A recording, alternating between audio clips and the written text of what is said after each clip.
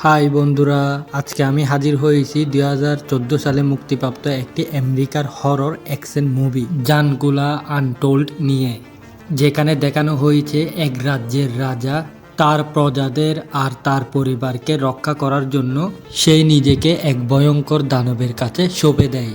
কিন্তু কেন সে এই কাজ করে, পরবর্তীতে তার কি পরিণতি হয়, সেটাই জানার জন্য এই ভিডিওটি আপনাদের সম্পূর্ণ দেখতে হবে। ওকে, ইন্ট্রোডাকশন আর লম্বা না করে চলে যাওয়া যাক মুভির গভীরে।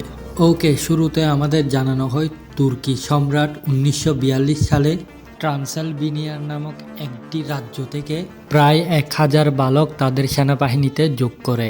তাদেরকে বিভিন্ন ধরনের টর্চার করে ট্রেনিং দিয়ে তাদের যুদ্ধের জন্য প্রস্তুত করা হয়, কারণ তুর্কির সম্রাট এই সমস্ত গোলামদের দিয়ে তার রাজ্য বিস্তৃত করতে চেয়েছিল। তো পরবর্তীতে এই ট্রান্সিলভেনিয়ার 1000 জন বালকদের মধ্যে একজন মহান যোদ্ধা হয়ে ওঠে, যার নাম শুনলেই শত্রুপক্ষের হৃদয় কেঁপে উঠত।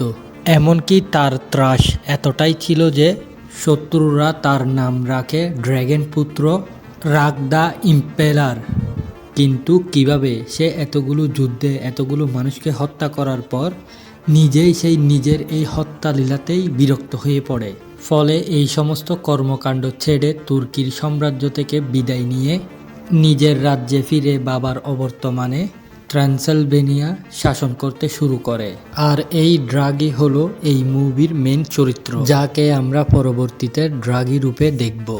ওকে, ট্রান্সিলভেনিয়া শাসন করার টাইমে ব্লাদ এবং তার সৈন্যরা জঙ্গলে টহল দেওয়ার টাইমে হঠাৎই পাহাড়ি নদী থেকে একটি তুর্কি সৈন্যর হেলমেট আবিষ্কার করে, যেটা দেখে ব্লাদ অনুমান করে তুর্কি স্কাউট হয়তো তাদের রাজ্যে অ্যাটাক করার জন্য প্রস্তুতি নিচ্ছে।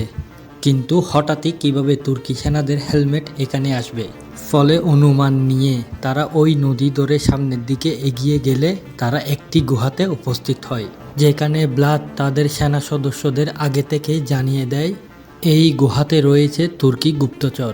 ওই গুহার ভিতরে উপস্থিত হওয়ার সাথে সাথে ওই গুহার ভিতর থেকে কিছু বানর বের হয়ে আসে। আর বানর যেহেতু সূর্যের আলোয় খুব একটা বাহির হয় না, সম্রাট অনুমান করে গুহার ভিতরে কিও আছে বলে হয়তো বাধ্য হয়ে বানরগুলা বের হয়ে গেছে। ফলে সৈন্যরা যখন প্রস্তুত হয়ে ওই গুহার ভিতরে প্রবেশ করে, তখন তারা সেখানে বেশ কিছু কঙ্কাল আর হাড়গুঁড়ো পড়ে থাকতে দেখে। এগুলো দেখার পর তারা কিছু চিন্তা করার আগেই অন্ধকারের মধ্যে অজানা এক প্রাণী তাদেরকে নিমিষেই হত্যা করে। শুধুমাত্র সম্রাট ব্লাদ গুহার বাইরে ছিটকে পড়ে। তার শরীরে আলো পড়ায় তার হাতে থাকা একটি তরবারিতে সূর্যের রিফ্লেক্টে তখনই সে দেখতে পায় বিভ্রস্ত ও কুৎসিত একটি প্রাণী আলোর কারণে তার কাছ থেকে পিছিয়ে যাচ্ছে। এবং একই সঙ্গে অবাক করার মতো বিষয় হলো, ব্লাদের হাতে থাকা যে তলোয়ারে রক্ত লেগেছিল সেটাও ওই সূর্যের আলোতে অদৃশ্য হয়ে যায়। মানে সে গুহার ভিতরে থাকা অবস্থায় যে কোনোভাবে ওই প্রাণীটিকে আঘাত করেছিল, তাই তার রক্ত ওই সূর্যের আলোতেই অদৃশ্য হয়ে যায়। এনিওয়ে, ব্লাদ এই মুহূর্তে আর কোনো কিছু না ভেবেই দ্রুত সেই তার রাজ্যে ফিরে আসে এবং প্রথমেই সেই রোমানিয়ার একটি চার্চে এক সন্ন্যাসীর সাথে দেখা করে গুহায় দেখা ওই প্রাণীটির সম্পর্কে জিজ্ঞেস করে। সন্ন্যাসী বিবরণ শুনে তাকে জানায় প্রাচীনকালে কোনো এক সময় ক্যালিগুলা নামক রোমান সৈনিকদের জেনারেল সে ক্ষমতার লোভে এক রাক্ষসের সাথে চুক্তি করে। রাক্ষস তাকে পর্যাপ্ত ক্ষমতা দিলেও এক প্রকার প্রতারিত করে সারা জীবনের জন্য ওই অন্ধকার গুহাতে বন্দি করে রাখে। আর ওই গুহায় সে ততদিনই বন্দি থাকবে যতদিন না সে নিজের মতো সাহসী কাউকে খুঁজে পাচ্ছে। মানে সাহসী কাউকে খুঁজে পেলে ওই ভ্যাম্পায়ার নিজেই তাকে ভ্যাম্পায়ারে রূপান্তরিত করে ওই গুহা থেকে তাকে মুক্ত করে দিবে। তো এটাই হলো গুহায় থাকা ভ্যাম্পায়ারের কাহিনী, যেটা শোনার পর ব্লাদ ওই সন্ন্যাসীকে রিকোয়েস্ট করে এই কথা যেন সে আর কাউকে না জানায়। এমনিতেই তার প্রজারা তুর্কি সেনাদের কারণে আতঙ্কের মধ্যে আছে।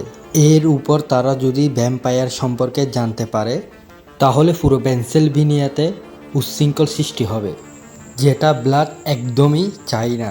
পরবর্তী দিনে যখন দেখা যায় ব্লাদ তার স্ত্রী ম্যারি ও তার ছেলে ইন্দিরাদের ও তার প্রজাদের সাথে নিয়ে অর্থোডক্স খ্রিস্টান ভোজ উদযাপন করছিল। ঠিক তখনই তুর্কির কিছু সৈন্যদল তার রাজ্যে প্রবেশ করে, যেটা দেখার পর ব্লাদ তার সৈন্যদের দ্বারাই বেশ কিছু অর্থ তুর্কি সৈন্যদের হাতে তুলে দেয় তুর্কি সুলতানের শ্রদ্ধাঞ্জলি হিসেবে। আসলে প্রাচীনকাল থেকে কিছু ছোট ছোট রাজ্য বড় সাম্রাজ্যের সম্রাটদের শ্রদ্ধাঞ্জলি জানানোর জন্য এই রকম অর্থ প্রদান করত, যেটা এক প্রকার আত্মসমর্পণের প্রতীক। মানে ওই বড় রাজ্য ওই রাজ্যের উপর কোনোদিনও আক্রমণ করবে না, যেই কারণে এই শ্রদ্ধাঞ্জলি।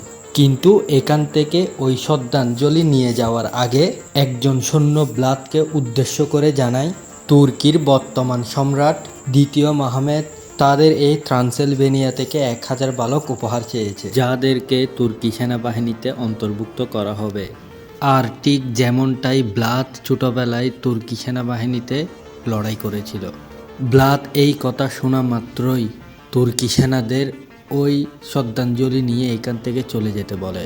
এর পরের দিন ব্লাদ উপস্থিত হয় তুর্কি সম্রাটের সাথে দেখা করার জন্য, কারণ ব্লাদের ওয়াইফ মেরিনা তাকে পরামর্শ দেয় বর্তমান সম্রাট দ্বিতীয় মোহাম্মদের সঙ্গে সে যদি একবার সরাসরি কথা বলতে পারে তাহলে এই প্রস্তাব হয়তো তিনি ফিরিয়েও নিতে পারেন। কারণ ব্লাদ যখন ছোটবেলায় তুর্কি সেনাবাহিনীর হয়ে লড়াই করত, তখন থেকেই দ্বিতীয় মোহাম্মদের সঙ্গে ব্লাদের খুবই ভালো সম্পর্ক। তার স্ত্রী মনে করে ব্লাদ যদি সামনে থেকে রিকোয়েস্ট করে তাহলে হয়তো দ্বিতীয় মোহাম্মদ তার কথাই রাজি হবে। কিন্তু ব্লাদ যখন দ্বিতীয় মোহাম্মদের সঙ্গে দেখা করে ওই 1000 বালক উপহার দেওয়ার প্রস্তাব ফিরিয়ে নেওয়ার কথা বললে, তখন সম্রাট তাকে সোজাসুজি জানিয়ে দেয় ট্রান্সিলভেনিয়া থেকে তার 1000 বালক চাই। এমনকি সে ব্লাদের একমাত্র পুত্র এঙ্গেরাসকেও তার হাতে সমর্পণ করতে বলে। ফলে বাঁচার আর কোনো উপায় না পেয়ে ট্রান্সিলভেনিয়ার সীমান্তে উপস্থিত হয়ে সে তার ছেলেকে তুর্কিদের হাতে তুলে দেওয়ার জন্য প্রস্তুত হয়। কিন্তু তার স্ত্রী এই কাজে কোনোভাবেই রাজি ছিল না। সে তাকে মনে করিয়ে দেয় বিবাহর টাইমে তাকে আর তার পরিবারকে কথা দিয়েছিল তাদের সন্তানকে যে কোনো উপায়ে সুরক্ষিত রাখবে।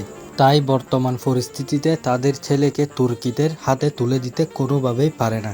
কিন্তু ব্লাদ যখন তার স্ত্রীকে শান্ত করে তাদের ছেলেকে ওই তুর্কি সেনাদের হাতে তুলে দিতে যায়, ঠিক তখনই এক তুর্কি সৈন্য ব্লাদকে মজার ছলে জানায়, আমরা তো কখনোই ভাবিনি আপনার ছেলেকে এত সহজে আমাদের হাতে হস্তান্তর করবেন। এইবার এই কথা শুনে ব্লাদ রাগান্বিত হয়ে তুর্কি সেনাদের হত্যা করে বসে। পরবর্তীতে ব্লাদ বুঝতে পারে সম্রাট আহমেদ তার পুরো রাজ্যকেই ধ্বংস করে দিবে, কারণ আহমেদের প্রস্তাবে রাজি না হয়ে তুর্কি সেনাদের হত্যা করেছে। সেই কথা চিন্তা করে তার পুত্র আর স্ত্রীকে দুর্গে ফিরে যাওয়ার আদেশ দিয়ে নিজেই বোকেনটুথ মাউন্টেনে উপস্থিত হয়। কারণ ব্লাদ খুব ভালো করে জানে তার রাজ্যের এত ক্ষমতা নেই তারা সম্রাট আহমেদকে পরাস্ত করতে পারবে। তাই সে প্ল্যান করে ওই মাউন্টেনে থাকা ভ্যাম্পায়ার থেকে সাহায্য নিবে, যাতে সে তুর্কি সম্রাটের থেকে তার পুত্র, স্ত্রী ও তার রাজ্যের সেনাদের রক্ষা করতে পারে। ব্লাদ ওই প্ল্যান নিয়ে গুহার ভিতরে প্রবেশ করার পর ভ্যাম্পায়ার তার সামনে উপস্থিত হয়ে তাকে জানায়, এখানে আসার মতো দ্বিতীয়বার সাহস দেখাতে পারে এটাই ভেবে আমি অবাক হচ্ছি। আমি কি জানতে পারি মৃত্যু অনিবার্য জানার পরেও তুমি এখানে কেন এসেছো দ্বিতীয়বার? তখন ব্লাদ খুব সাহস করে ওই ভ্যাম্পায়ারকে জানায়, তুর্কির সম্রাট আহমেদ আমার রাজ্য ধ্বংস করে দেওয়ার হুমকি দিয়েছে, তাই আমি তোমার এই ক্ষমতার সাহায্যে তাদেরকে থামাতে চাই, যাতে আমার পরিবার এবং আমার রাজ্যের প্রজারা সুরক্ষিত থাকে। তো ভ্যাম্পায়ার তখন তার নিজের শরীর থেকে কিছু রক্ত দিয়ে ব্লাদকে রক্তগুলা পান করতে বলে, যাতে ব্লাদও সাময়িকভাবে কিছু শক্তি পেতে পারে। ব্লাদ যখন তার কাছ থেকে জানতে চায় এই রক্ত পান করার শেষ পরিণতি কী হবে, তখন ভ্যাম্পায়ার তাকে জানায়, এই রক্ত পান করলে তুমি তো আমার শক্তি পেয়েই যাবে, ফলে মানুষের রক্ত পান করার নেশায়ও পাগল হয়ে উঠবে। যদি কোনো রকম তুমি 3 দিন মানুষের রক্ত পান না করে থাকতে পারো তাহলে তুমি আবারও সাধারণ মানুষে পরিণত হবে। আর যদি তুমি প্রথম 3 দিনের মধ্যে যদি কোনো মানুষের রক্ত পান করো, তাহলে আমি এই বন্দি অবস্থা থেকে মুক্তি হয়ে যাব, আর তুমি সারা জীবনের জন্য ভ্যাম্পায়ার হয়ে থাকবে।